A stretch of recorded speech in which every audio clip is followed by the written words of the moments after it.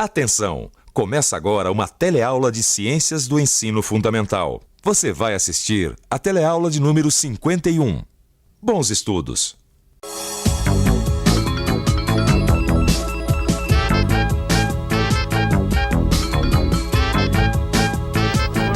Pessoal, olha só, estão testando um novo motor de automóvel, versão 1.0. Consegue fazer 151 km por hora. No modelo anterior chegava no máximo a 147 km por hora. Mas consome mais combustível também. Deixa eu só ver quanto. Olha só.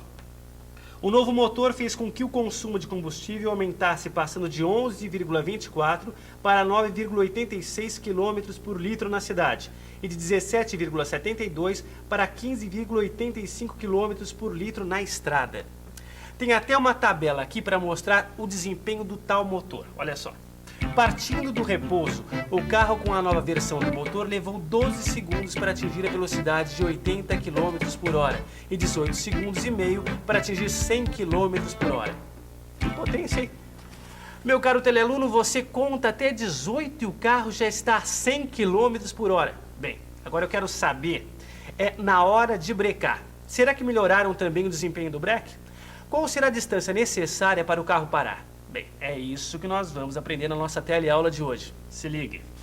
Nós vamos entender como funciona o freio de um carro e o papel que o atrito entre o pneu e o chão desempenha no controle de um veículo pelo motorista.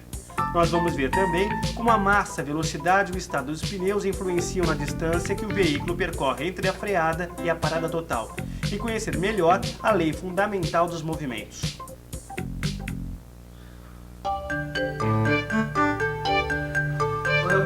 Oi, Léo. Tudo bem?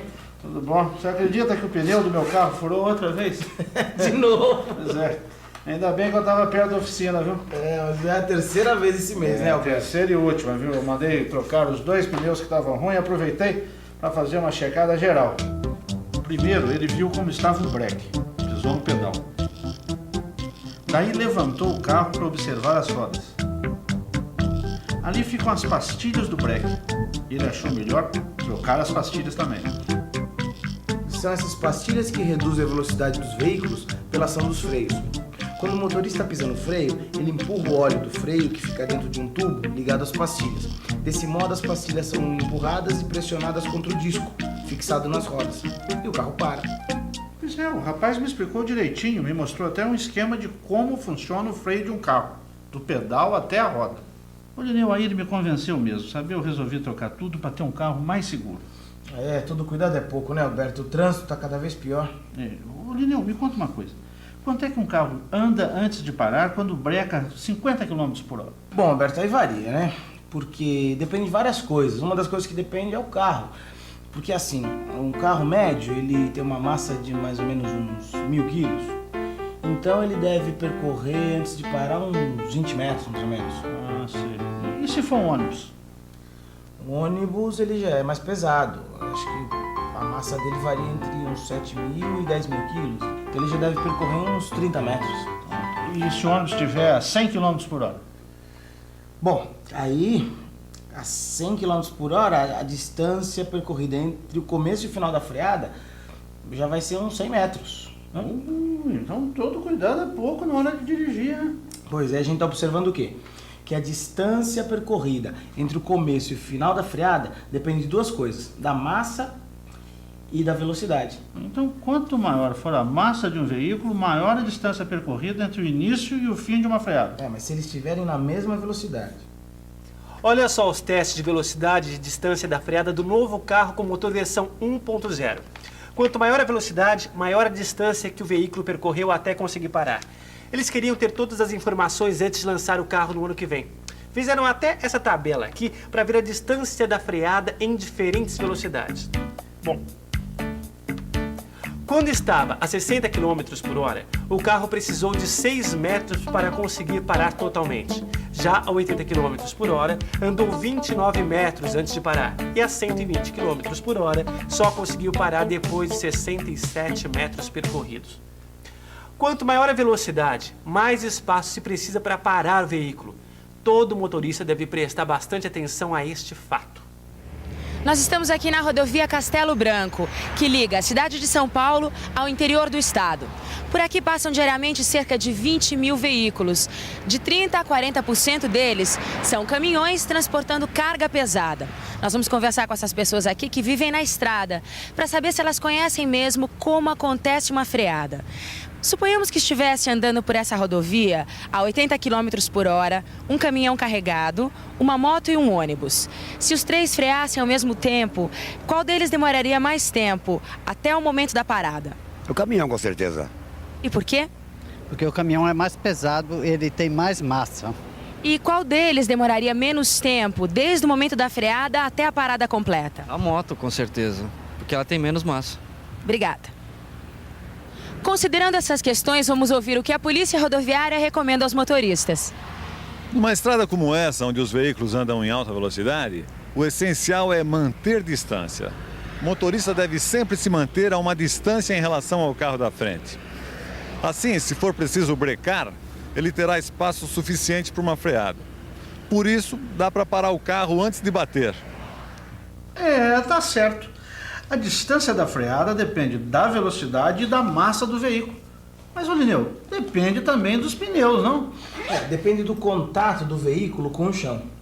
Pois é, mas esse contato se dá através do quê? Dos pneus, é claro. E olha, existem vários tipos de pneus, viu? O rapaz lá da loja me mostrou um monte deles. Eu fiquei até confuso na hora de escolher. Ele me disse que os pneus mais largos eram melhores.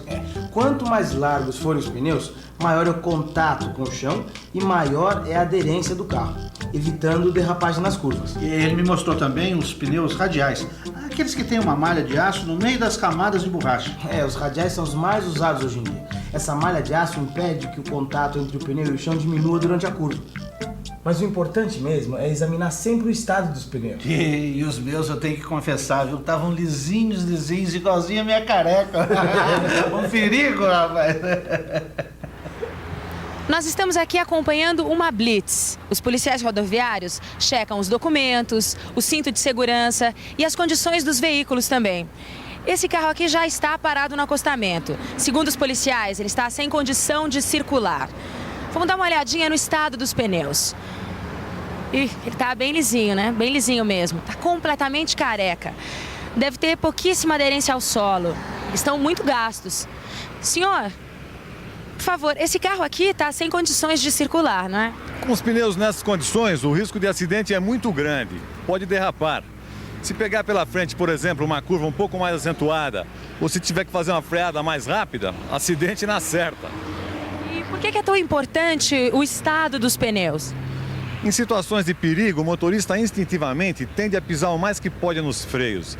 Isso provoca o travamento das rodas e o carro derrapa.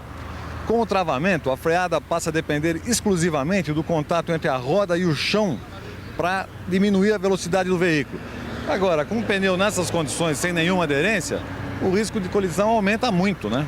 Quando se desenvolve um novo motor mais potente, mais veloz, é necessário também aperfeiçoar os dispositivos de segurança dos veículos. Concorda comigo? Mesmo com freios, pneus, pistas em bom estado, ninguém está livre de acidentes. Ou por serem velozes, ou por estarem pesados demais, ou por problemas mecânicos. O fato é que carros, motos, caminhões, ônibus escapam do controle dos motoristas com certa facilidade. O controle dessas máquinas depende basicamente do contato delas com o chão, tanto para serem colocadas em movimento, quanto para reduzirem a velocidade. É preciso a ação de uma força que não cause nenhuma arrancada repentina e nenhuma freada brusca. Essa força através da qual o motorista mantém o controle do veículo existe por causa do atrito. Quer dizer, então, que tanto para pôr o carro em movimento quanto para parar, depende do atrito. Isso aí. Todo esse controle do carro depende do atrito, principalmente para fazer as curvas. O atrito age sobre o pneu quando o carro está em movimento. E é também um atrito que age na freada, quando a pastilha de freio encosta na roda e diminui a sua velocidade. E se por acaso a gente dá azar, pega um trecho de estrada escorregadia, com areia? Ou mesmo quando tem óleo na pista. Então, o que acontece com o atrito? Vamos pensar um pouco? Vamos pensar um pouco. O que acontece quando tem óleo, água ou areia na pista? Bom, o atrito entre os pneus e a pista diminui muito e o carro fica sem controle. Se estiver em alta velocidade ou se os pneus estiverem carecas, é mais perigoso ainda. Isso tudo acontece por causa da falta de aderência entre as rodas e o chão. Então é a aderência que faz com que os carros fiquem em contato com o chão. Isso, e dessa maneira, os carros podem ser controlados pelos motoristas. Mas esse controle é limitado, viu, Alberto? Como assim? Porque é o seguinte, quanto maior a massa e maior a velocidade do veículo, maior vai ser também a força necessária para fazê-lo parar. Então, cada veículo tem o seu limite. Essa é uma outra lei da física que os motoristas e os passageiros deviam conhecer para a segurança dos dois. A lei fundamental dos movimentos foi enunciada pelo físico inglês Isaac Newton e ajuda a gente a entender o que acontece na partida dos veículos e nas freadas também. Se aumentar a massa de um veículo ou se aumentar a sua velocidade, será necessário também aumentar a força capaz de colocá-lo em movimento, bem como a força para fazê-lo parar. O tempo necessário para reduzir sua velocidade até zero é maior para os veículos de grandes massas ou mesmo para os veículos de pequenas massas, mas que estão em alta velocidade. Pois é. A velocidade dos veículos e a sua massa, o bom estado dos pneus e das estradas, as pastilhas do freio, tudo isso é importante quando se trata de prevenir acidentes. Portanto, vamos agora fazer uma boa revisão da nossa teleaula de hoje. E atenção, se liga aí que é hora da revisão. Tanto na arrancada quanto na freada, o atrito entre os pneus e o chão desempenha um papel essencial. É através desse contato que o veículo é controlado pelo motorista. Um veículo em movimento leva um certo tempo para parar. Consequentemente, precisa de um espaço para percorrer até conseguir atingir o repouso. Por isso, é necessário manter sempre uma certa distância do veículo da frente. Através da força exercida pelo freio é que reduzimos a velocidade do veículo. Quanto maior for a sua massa e a sua velocidade, maior será a força necessária para fazê-lo parar. Como a força não pode ser tão intensa a ponto de colocar em risco a segurança dos passageiros, ele leva mais tempo para ser parado. Eu aposto que depois de ter assistido a essa nossa teleaula, você nunca mais será o mesmo, seja como motorista ou como passageiro. Você vai ser muito mais atento à segurança no trânsito. Você viu só como a gente aprende muitas coisas úteis ao nosso dia a dia aqui no Telecurso? Então, até a nossa próxima teleaula, quando nós voltaremos com mais novidades para você. Tchau!